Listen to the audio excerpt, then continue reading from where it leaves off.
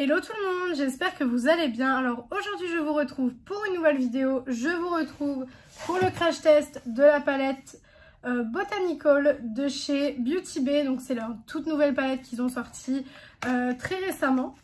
Je la trouve magnifique, elle est vraiment très jolie. Donc voilà la palette en elle-même. Et pour les teintes, donc on est là-dessus. Voilà, hop. Elle est très jolie. Bon, je pense que ils ont fait en fait en quad et ça c'est super sympa. En fait, ils ont fait des quads. Si jamais vous savez pas quoi faire, vous pouvez utiliser par exemple ces quatre là, les quatre là ensemble, ceux-là ensemble, ceux-là ensemble. Enfin, c'est vraiment super bien fait. Beauty Bay, c'est toujours une super belle qualité. On va voir si, encore une fois, avec cette palette-ci, on sera sur cette qualité-là. Mais franchement, j'en doute pas beaucoup parce que Beauty Bay, c'est une super belle marque. Donc, elle se présente comme ceci. Je sais pas trop ce que je vais faire avec. J'avais envie de faire quelque chose de rosé. En fait, en utilisant les trois là. Donc, les trois qui sont ici, je me suis dit ça pourrait être super joli. Donc, écoutez, on va voir ce que ça donne. Je vais faire ça et on verra bien. Donc, pour le creux de paupière, je vais utiliser le fard qui est juste ici. Et pour intensifier, je viendrai utiliser celui-ci. Et après, au niveau des lumineux, on verra bien ce qu'on utilisera au moment venu.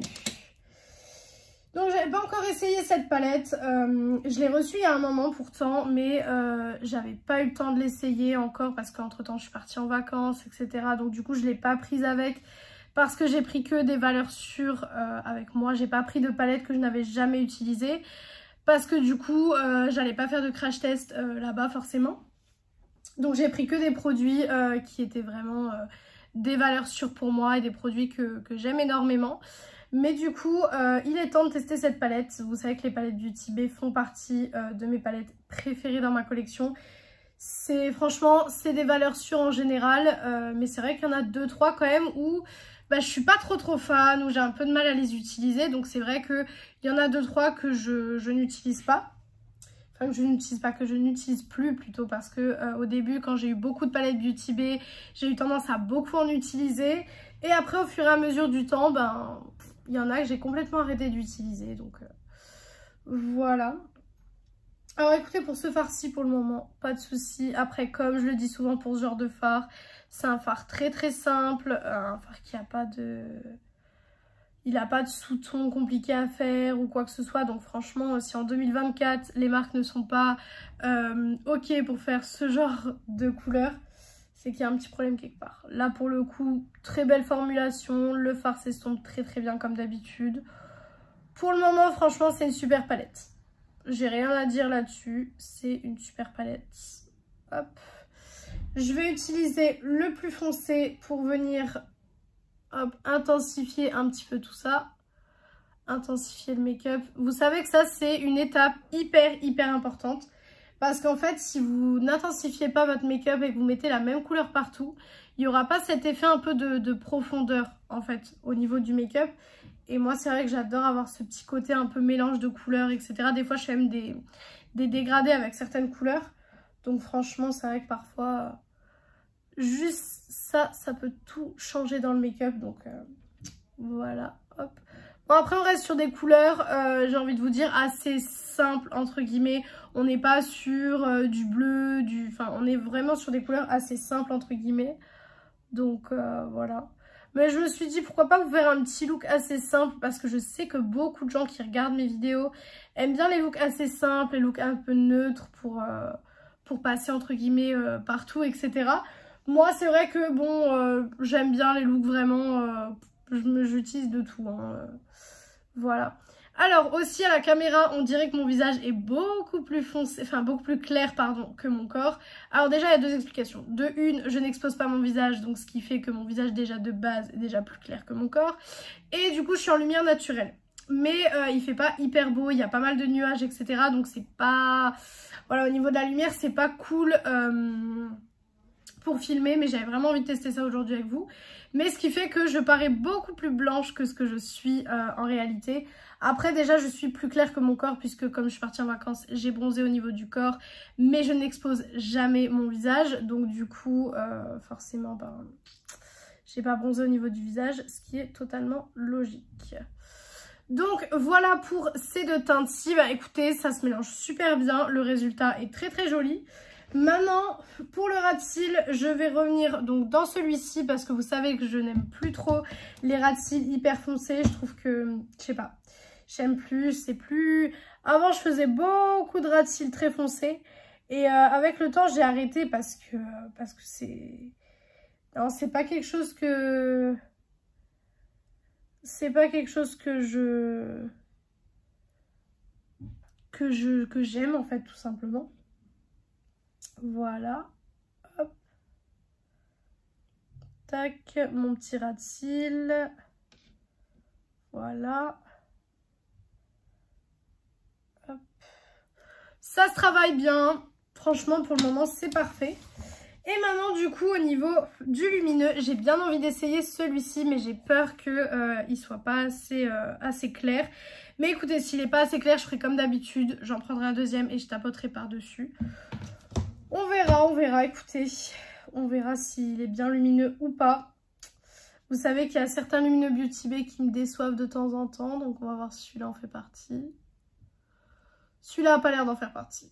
Celui-là a l'air d'être très très joli.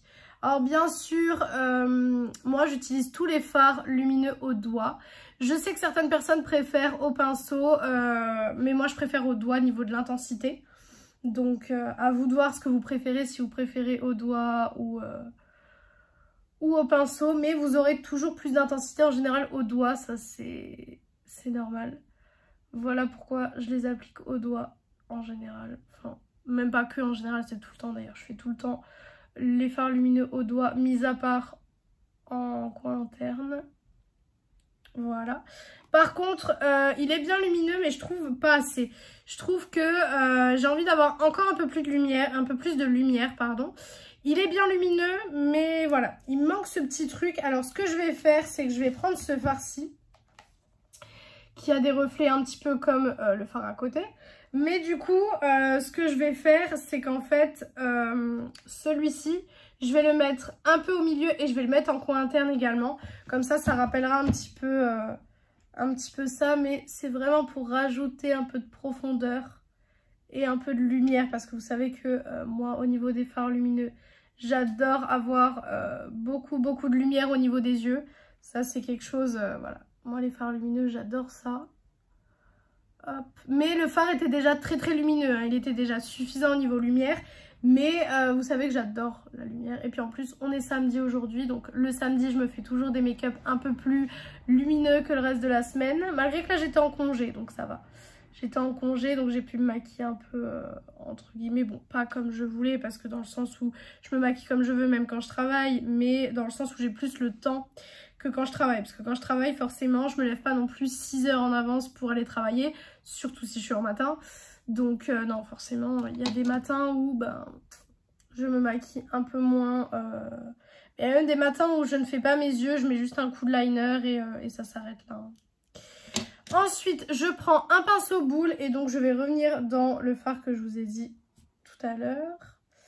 Il n'a pas l'air de bien se prélever au pinceau par contre. Ça, en général, c'est pas un bon point.